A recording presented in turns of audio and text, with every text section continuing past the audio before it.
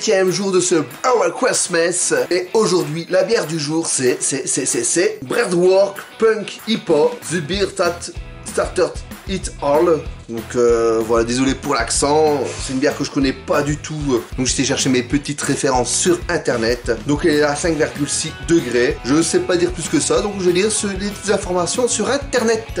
Alors je suis sur le site internet de lapetitemousse.fr, avis de l'expert. Au nez, c'est l'explosion de fruits tropicaux, mangue, citron et surtout litchi. En bouche, une attaque légèrement biscuit caramel, vite renversée par une tornade de houblon. Impossible de ne pas retrouver le nez agrume citron litchi de cette Breadwork Punk IPA. La longueur en bouche est très intéressante avec une amertume puissante se décuplant au fil des gorgées. Un vrai coup de cœur de toute l'équipe de Une Petite Mousse et du reste du monde. Cette bière Breadwork affiche 95% sur Ratbeer. Je ne sais pas ce que c'est Ratbeer. Hein. Désolé si je vous tourne, mais je lis ce qui est noté là, vu que mon PC est encore toujours là sur à gauche. Anecdote à retenir. La brasserie écossaise, donc c'est une brasserie écossaise, la brasserie écossaise Breadwork est née en 2007. Donc c'est une brasserie assez récente, hein, et encore toute jeune. Suite à un ras-le-bol de bière de soif, ses cofondateurs Martin et James vendaient leur premier brassin à l'arrière de leur van.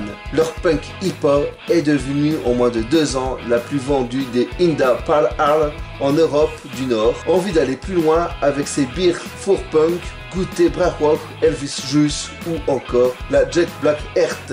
Et pour terminer la présentation de la bière, la Punk IPA de Breadwork est la bière IPA la plus vendue en Europe. Pour nombre de spécialistes, cette IPA Pale Ale est le visage de la révolution craft beer en Europe. Une bière artisanale qui a du chien, accessible mais travaillée et réalisée par la brasserie artisanale la plus en vogue depuis les années 2010. J'ai agrandi un petit peu parce que les pilotes c'était trop petit, donc j'ai agrandi un petit peu.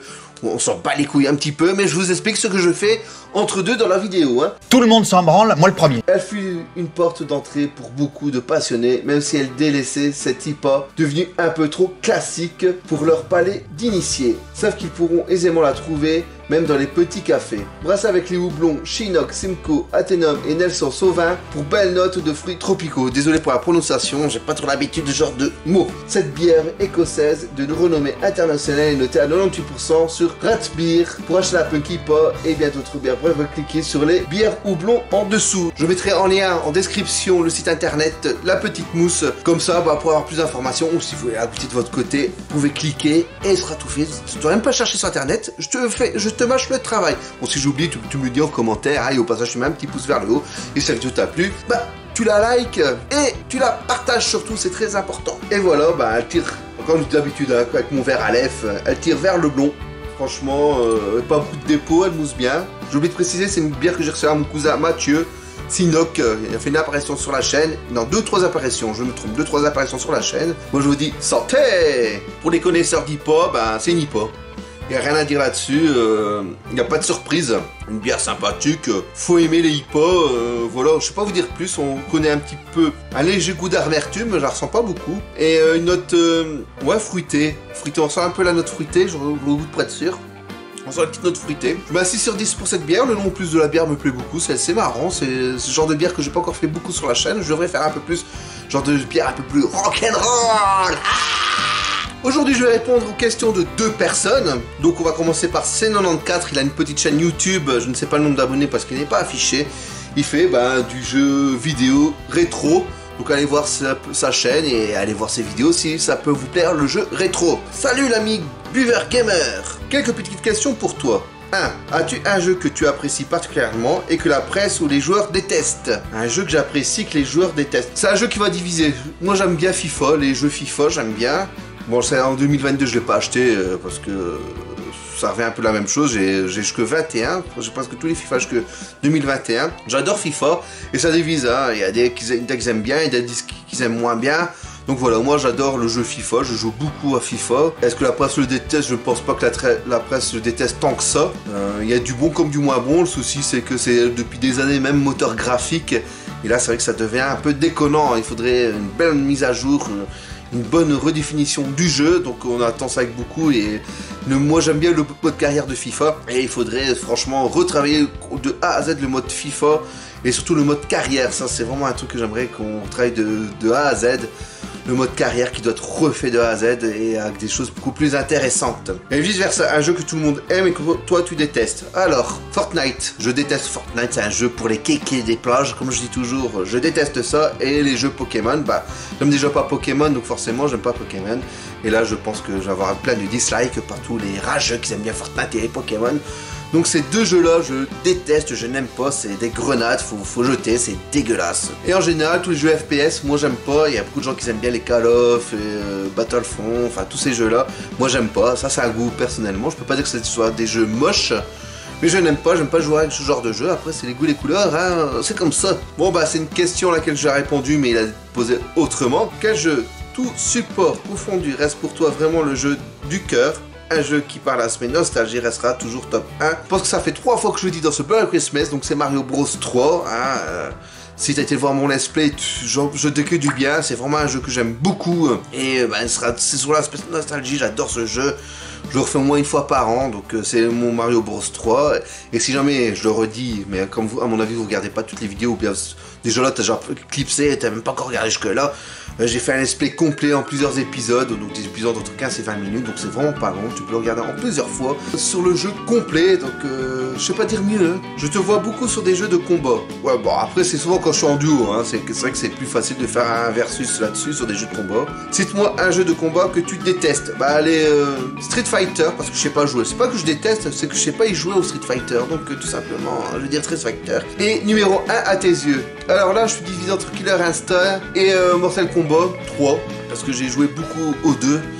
Je veux dire Mortal Kombat 3, parce que je le maîtrise légèrement mieux que Killer Instinct, même si Killer Instinct, il est excellent. Voilà, je te remercie pour les questions que tu m'as posées, excellentes.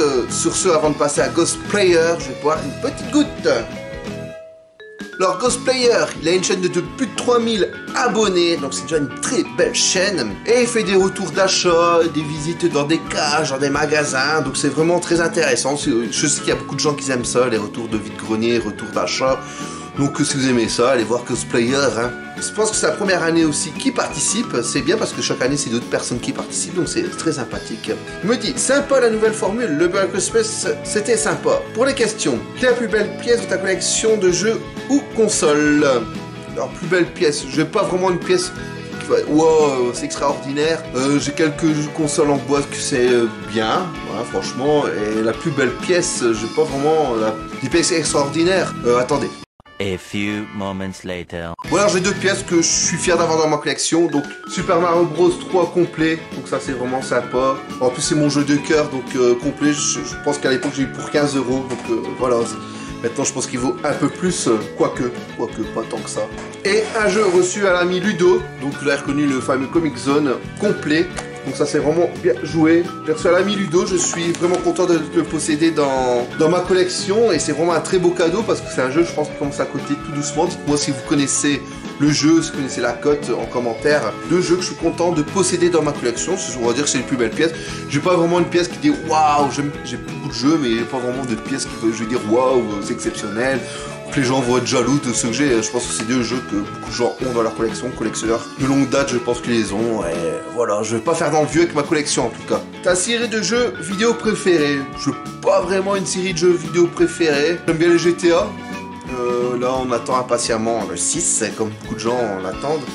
Donc je vais dire GTA, c'est une série que j'apprécie, je pense que je vais avoir tous fait au moins une fois. D'ici 2022, je vais m'acheter le remaster, ça va être toujours sympa de le refaire en HD, j'espère que ça va être du bien joué, que Rockstar aura bien joué là-dessus. Et dernière question, une anecdote en relation avec les jeux vidéo quand tu étais petit. Pas vraiment une anecdote vraiment liée aux jeux vidéo, je sais que je jouais beaucoup avec mon cousin Seb, vous avez déjà vu plusieurs fois sur la chaîne. Une anecdote, c'est lui qui m'a vraiment...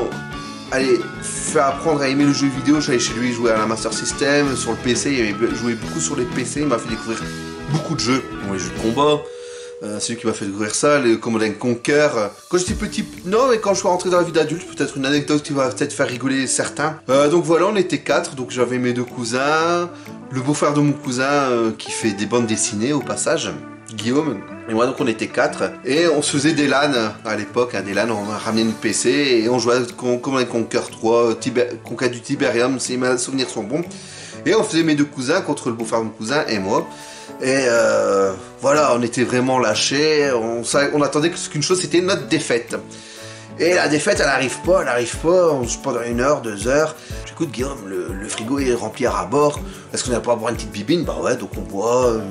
Le temps il passe, on ouvre, hop, on boit. Je pense qu'au bout de la fin de l'après-midi, mes 2 cousins nous tuent vraiment, hein. On est vraiment morts, décédés, game over.